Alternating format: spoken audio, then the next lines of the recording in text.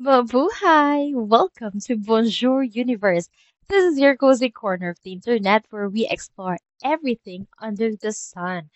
And for today's topic, we're going to learn about the present tense. So, for me, ito yung isa sa mga pinaka-importanting tenses in the French language dahil para siyang foundation. And you need that foundation or you need that verbs na na-conjugate na sa present tense to be used sa iba pang tenses. So, hindi mo magagawa yung ibang tenses kung hindi mo siya alam in the present tense. So, let's start to learn the present tense. First up, we have three different groups of verbs in French. The first group this one, first, second, they are considered na regular verbs. Okay? And the third group naman, siya yung considered na irregular verb. Ano ba ang pagkakaiba ng regular sa irregular verb? Sa irregular verb, meron siyang fina-follow na structure and sa bawat verbs, for example, within the same group, for example, group 1, same lang sila ng structure all the time. Kung anong nangyari dun sa isang verb, ganun din yung mangyari sa isa. As long as nag-end sila sa ER. Katulad ng parle, which means to speak. ER yung dulo niya, so it's considered as first group. Second group, we have finir, IR. So, which means to finish, lahat ng verbs na nagtatapos sa IR will have the same structure as finir. But, merong exceptions dito si French and pag-usapan natin siya later. Now, we have the third group. So, hindi lahat ng RE, or it's not just the RE, ang dulo, is third group. So, kaya siya tinawag na irregular kasi marami sila iba't ibang klase. Nagbigay lang ako dito ng example, which is vendre, which means to sell. Irregular siya kasi hindi sila same structure katulad ni regular verb. And para sa third group, and para mas matutunan natin si French, need natin mag-sacrifice to memorize kung paano i-conjugate yung third group. And sa una, syempre, mahirap talaga. I know, pero wala tayong choice kung gusto natin talagang matutunan si French language. Need natin mag-allot ng time to memorize the different kinds ng verb, lalo na sa third group. And next, we're going to talk about the easiest group, which is the ER verbs, the group 1. So we have here the subjects, je, tu, il, elle, on, nous, vous, and il and elle. Okay, so ang ER verbs, nagtatapos siya sa ER, right? And kukunin lang natin yung pinaka-root word niya. So, dahil ER na, tanggalin natin itong si ER. Okay? So, ang matitira sa root word natin is yung par. So, yan na yung gagamitin natin para ma-conjugate yung verb. So, si present tense, ang tandaan, ang endings o ang pandulo na dinadagdag natin is E, ES, E, ONS, EZ, ENT. It depends yon sa kung anong subject yung gagamitin mo. So, for example, gamitin mo si je plus yung root word nito, je parle. So, dinagdag mo lang yung letter E sa dulo. Je parle. I'm speaking. I am speaking. Tu parles. You are speaking. You are speaking. Il parle. He is speaking. He is speaking. Elle parle. She is speaking. She is speaking. On parle. We are speaking. We are speaking. And nous parlons will be we are speaking. So, ano bang pagkakaiba ni on and ni nous? Bakit sabi mo we are speaking and we are speaking din si nous? So, si on, ginagamit siya more on orally and si nous kapag tayo naman ay nagsusulat. So, pero for me, minsan kasi nahirapan ako dun sa on. Mas nagagamit ko pa rin yung nous, but naiintindihan pa rin naman ako ng mga French native speakers. Okay. Pero mas maganda pa rin i-practice yung on. And now we have the vous, which is the plural version of tu, pero pwede mo siyang gamitin if, ano, I mean, it's the same version as tu, but in a formal way, or in the plural version also. Even if friends mo, for example, you're talking about you're talking to three different persons, and hey, you can say vous for them. Vous parlez avec blah blah blah, yada yada yada. And kaya siya vous kasi plural. Even if friends kayo, pero dahil tatlo silang kausap mo, you need to use vous. But if it's only one, you can say two. Next, we have the il and elle. So this is the plural version ng il and elle, he and she. So they are speaking. Il parle. Il parle. And always remember, dito hindi binabanggit ang ENT. Sinusulat natin siya pero hindi natin siya binabanggit. Always remember the ENT doesn't make any sound at all. Il parle. Il parle. It's the same sound. Okay, again. Je parle. Tu parles. Il parle. Elle parle. On parle. Nous parlons. Vous parlez. Il parle. Okay, I hope it's very clear. And if you have any questions, you could always use the comment section below. So, ano ba ang mga exceptions sa group 1 verb? So, madali lang siya dahil nag-iisa lang, which is yung verb na ale, which means to go. Okay? Bakit? Kasi hindi siya same ng conjugations. 'Di ba? Hindi mo pwedeng sabihin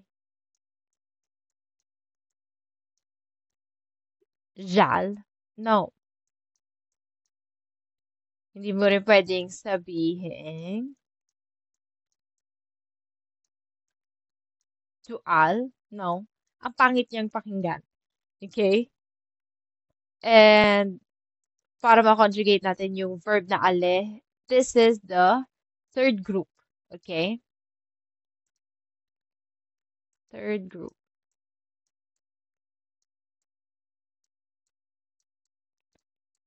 Bakit siya third group? Bakit siya irregular? Kasi hindi siya pareho dun sa nakasanayan natin na ER. So, je vais, tu vas, il ou elle, on va, nous allons, vous allez, il ou elle vont. And meron din namang mga exceptions na nag-change yung spelling, pero nasa group 1 pa rin sila dahil it's considered as small irregularities. So, ito yung mga verbs na considered as group 1 but yung orthographic nila is nag-change. Orthographic, siya yung means spelling. Okay. So, first we have manger. So, kapag ginamit mo daw yung nu na subject, you need to keep the G soft. So, you need to add letter E. Nous mangeons. Kasi kapag wala si letter E, nous mangeons. So, hindi siya pleasing din pakinggan. But I don't know if why they do it, but for me, it's not pleasing pakinggan. So, mas better na ilagay yung E. Okay, next is commencer, which means, manger means to eat. Commencer, to start. Nous commençons. So, dito gagamit tayo ng CD. Okay? Para ma-retain natin yung soft C. Kasi kapag walang CD, magiging nous commençons. So, pangit pa rin siya pakinggan. Next, we have payer, which means to pay. Merong two spellings na accepted. Pwedeng letter Y ang gamitin mo, pwede ring letter I. It doesn't matter, it's still correct. Je paye. I pay. Next, acheter. So, hindi natin binabangit itong E. Hindi siya acheter. Acheter. So, dito, nagkakaroon ng aksa. So, this is accent. Pababa ng bundok. Pag pababa siya, it means accent grave. So, we add this. J'achète. J'achète.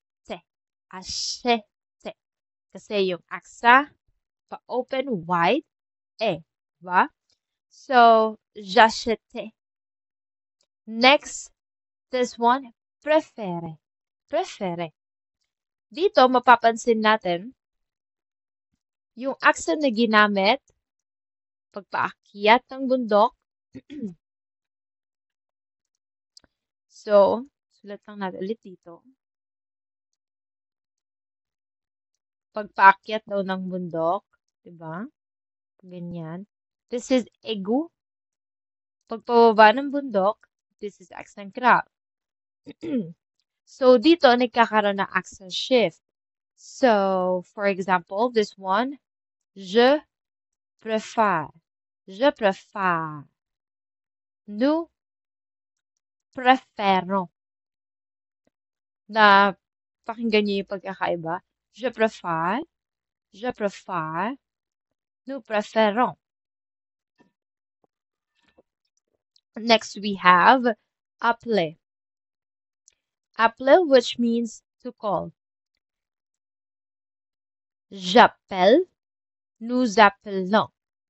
So, dito naman, nagkakaroon lang ng sudden pagkawala and pagkadagdag ng L. So, j'appelle, I call, you have two L's. But when you use nous naman, is single L na siya. Nous appelons. Nous appelons. J'appelle. Okay? Again, manger, to eat. Commencer, to start. Pay, payer, to pay. Acheter, to buy. Préférer, to prefer. Appeler, to call. And ito pa yung iba't ibang mga verbs. So, marami iba't ibang klase ng verb. And this is just some examples. Kung paano siya na-conjugate. Again, parler, to speak. Je parle, tu parles.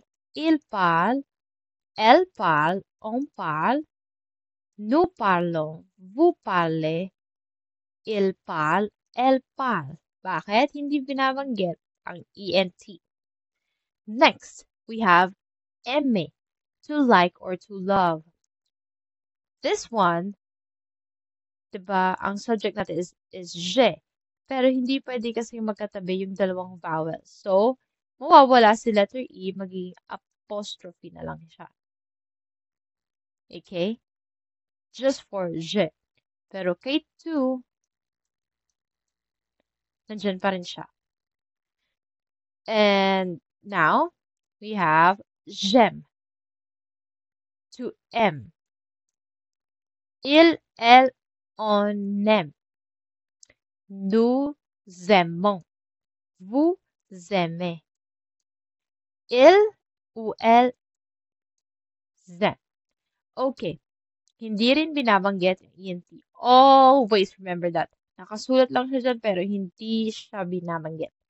Okay? So, il aime, he likes, he loves. Elle aime, she loves, she likes. On aime, we like, we love. Next, we have chanter, to sing. Je chante, to chante. Il chante, elle chante. On chante. Nous chantons. Vous chantez. Il chante, elle chante. Okay. Another set of verbs. So, ito na yung mga merong petite irregularities. Okay, so para makita nyo lang din siya. Je mange, to eat. To mange, il mange, elle mange, on mange. Nous mangeons. So we get an extra E to keep the soft G. Vous mangez, il mange, elle mange. Commencer, to begin or to start. Je commence, tu commences, il commence, elle commence, on commence, nous commençons. Si se dit, to keep the soft C. Vous commencez, il commence, elle commence. Acheter, acheter. Yung acheter, pag narinig ko siya, naalala ko yung Japanese, Nihongo, is acheter, acheter, acheteru, acheteru. Para siya nga, pero wala lang siya I. So, acheter. Anyway, so, dito, dahil may vowel again tayo for the J, magkakaroon lang tayo ng apostrophe. J'achete, j'achete. Binabanggit mo na siya kasi meron na siyang accent. Okay? Tu acheter. Oh, no. I'm sorry. Forget that. J'achète. J'achète. Overlook ko lang. And tu achète.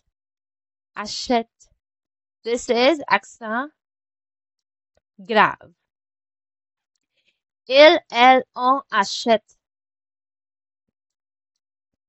Nous achetons. No accent. Vous achetez. Vous achetez. Ils achètent. Okay. Again, ulitin ko yung acheter. J'achète. Tu achètes. Il achète.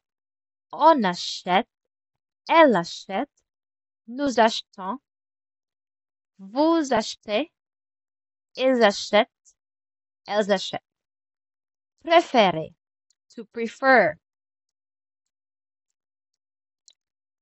Je préfère. Tu préfères. Il préfère. Elle préfère. On préfère. Nous préférons. Accent changes. The accent changes. Vous préférez. Il préfère. Elle préfère. Okay? So, dito nyo makikita kung gaano kahalaga yung mga accent. Kasi nag-iiba-iba yung sound niya. And now, we have the key rules For the GER verbs, the one that ends with GER, this is still in the first group, like manger, nager, voyager, nagkakaroon ng E to make the soft G sa new form. The CER verbs, like commencer, placer, kailangan magkaroon ng CD kapag ginamit mo sa new form para maging soft C pa rin. Acheter, nagkakaroon ng accent shift or accent grave from wala to meron, except lang sa nu and vu form. Sa prefere naman, nagpapalit siya ng accent from accent aigu to accent grave, except sa nu and vu form nila. I hope it's clear. And now we're going on to the second regular group, which is yung IR verbs. Si IR verbs, siya yung medyo tricky kasi hindi lang isa yung exception dito katulad ng sa kabila. So, lahat ng makikita nating IR verbs, dadagdagan natin siya ng IS, IT, isang, ise, is. Okay? Hindi binabanggit ang ENT. Always. Okay? Bakit siya regular? Dahil they always follow the same endings, which is this one. Okay? For example, finir, to finish, finir. So, si IR verbs, tanggalin natin, makukuha natin yung root word. So, je finis, inad natin yung ending. Tu finis, elle finit, on finit, il finit, nous finissons, vous finissez, ils finissent. Elles finissent. Okay, je finis, I'm finished, tu finis, you are finished, and so on and so forth using the subjects. Okay, now, eto yung mga IR verbs na exception. Okay? Bakit siya exception? Kasi hindi sila pareho kung paano kino-conjugate. Hindi sila regular verbs. Considered as third group of verbs. Okay? So this one. Oh, so, naulit pala yung part 3. Anyway, c'est pas grave. Okay. C'est pas grave, it means it's okay. It's not a big deal. Now, first we have partir, which means to leave. Bakit siya hindi considered as IR verb? Kasi pag kinonjugate mo siya sa je, nous, and il, iba siya. Je pars. Diba? Kasi pag inalis mo to, hindi mo pwedeng, oh, je parti. It's different. Okay? And now, sa nous partons. So, in the je form, you'll say je pars, nous partons, il part. Dormir, to sleep, je dors, nous dormons, il dort. Next, servir, to serve, je sers, nous servons, il sert. Mentir, to lie, magsinungaling, je mens, nous mentons, il ment. Sentir, to feel or to smell, je sens, nous sentons, il sent. Courir, to run, je cours, nous courons, il court. Sortir, to go out, je sors, nous sortons, il sort. Okay.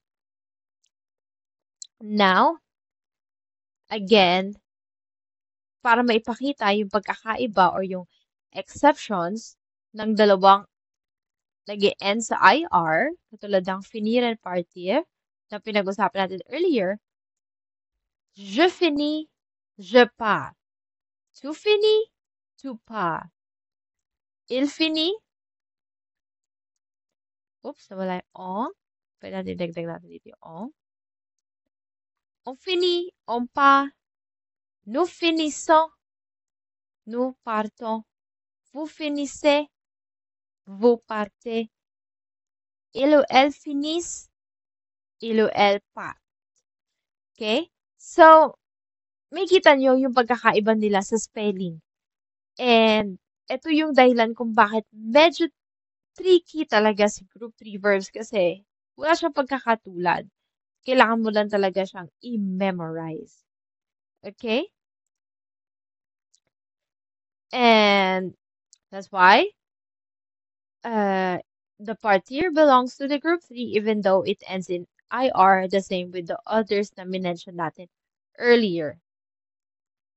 Now we're gonna go to group 3 verbs. If you want to take a break, just pause this video and have your coffee.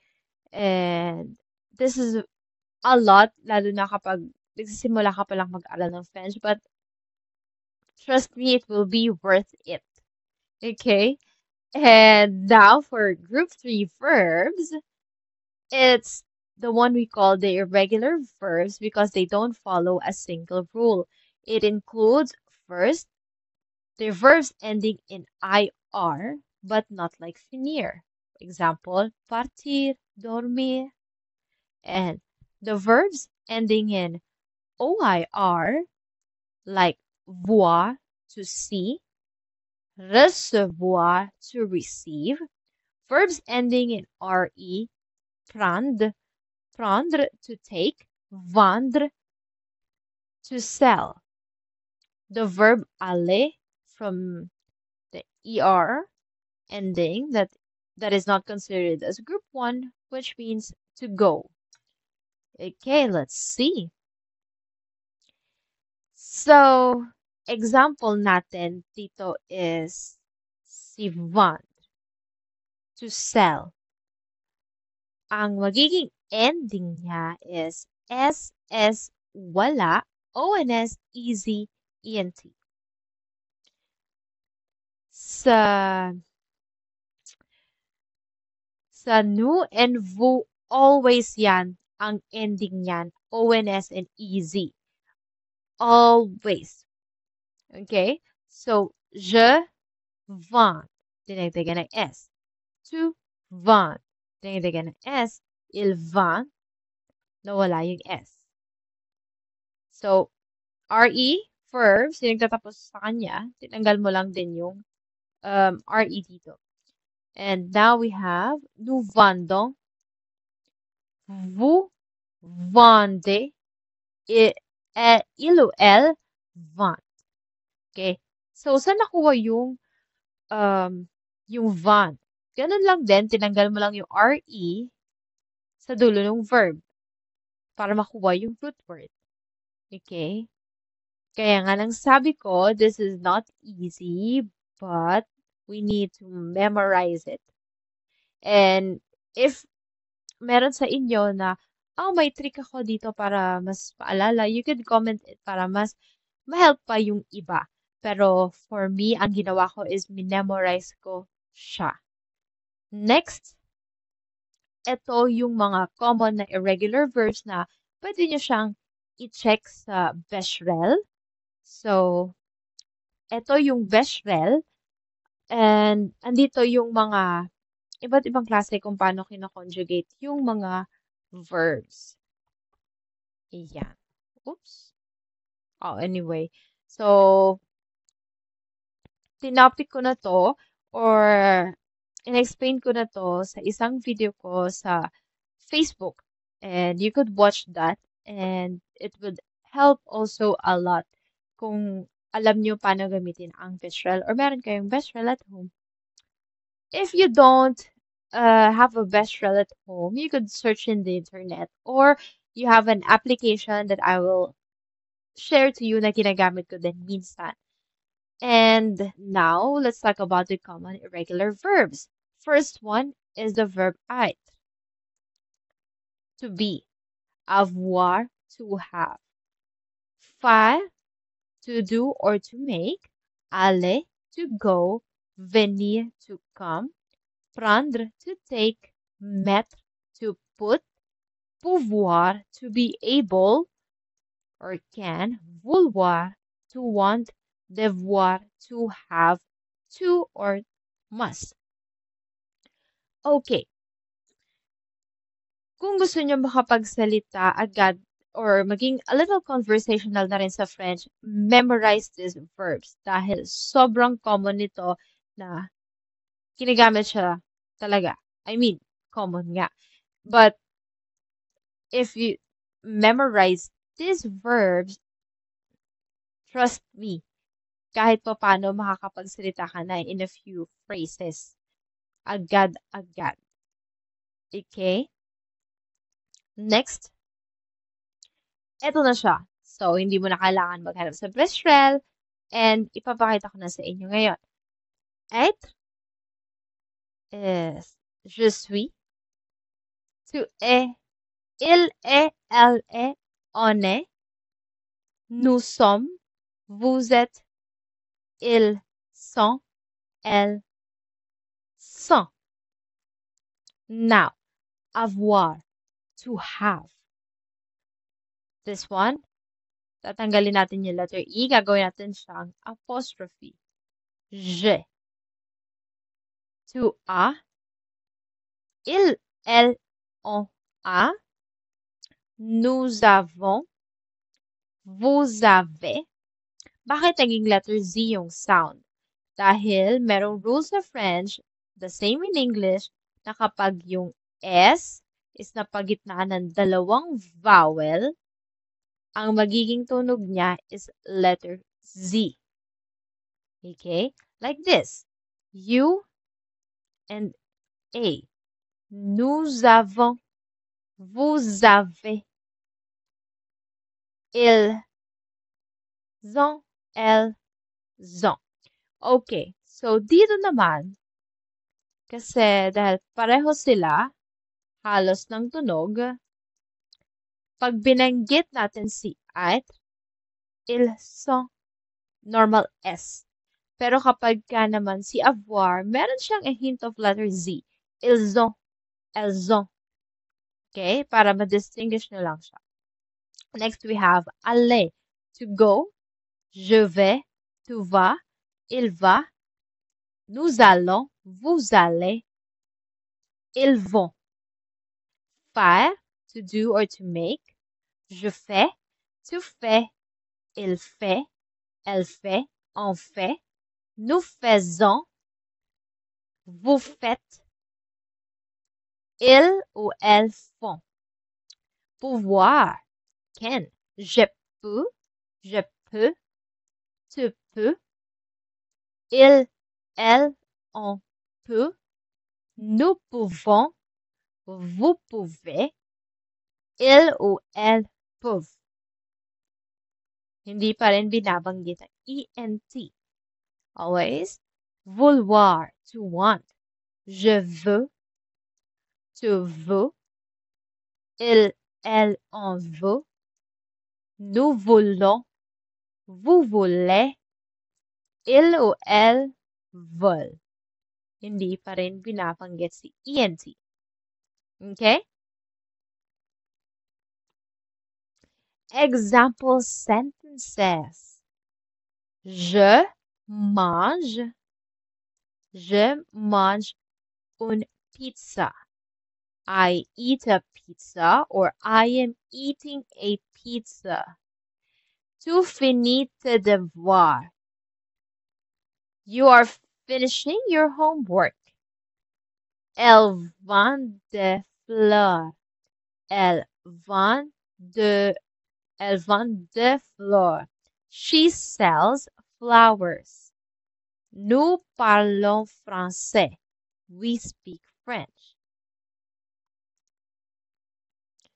And now we're gonna have to practice. So if nag-take down kayo ng notes, it's good na you could check it, but try to answer this without it. Try, just challenge yourself. First, nous blank français. How would you conjugate yung parler sa nous form? Next, je blank mes devoirs. Finir. Devoir means homework. Je blank mes devoirs. Next, we have il blank de livre. Vendre, to sell. Livre is books. Next, tu blank avec ton ami. Parler again, to speak. Ton ami, which means friend, your friend. Vous blank vite. Finir, which means finish. Vite, which means fast. Okay, so you can pause this video and then come back if you have answers.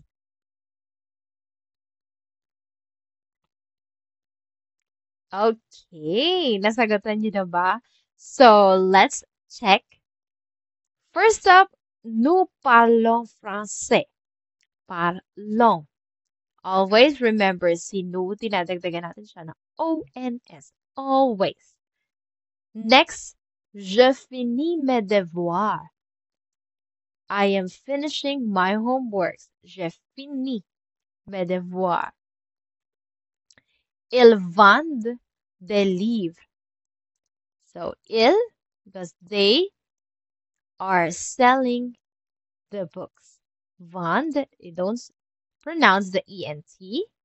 Tu parles avec ton ami. You speak with your friend. You're speaking with your friend. Tu parles. So, the root word is parle. Dinagdagan lang natin siya ng ES because it's conjugated with to. Lastly, vous finissez vite. You finish fast. Vous finissez vite. Okay, so if you have questions, don't hesitate na mag-comment sa baba or sa comment section. And I hope that you enjoyed this video. May natutunan kayo. You could always repeat para mas ma-enhance and mas ma-practice pa kayo. Memorize the group 3 verbs. Practice how to conjugate the first group and the second group. And try to write it kasi dun lalawak yung vocabulary nyo, which will help you a lot sa future para makapagsalita kayo in a faster way ng French or to learn the French in a faster way. So that's it. Always remember, take one bonjour at a time. And if you like this video, don't forget to subscribe and share it to your friends na nag-aaral din ng French. Bye!